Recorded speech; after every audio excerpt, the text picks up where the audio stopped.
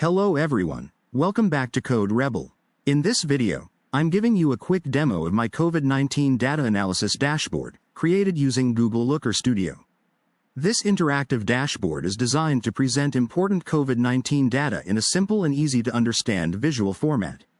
It includes key metrics such as total cases per million, record count, and GDP per capita, giving us a quick overview of the available data.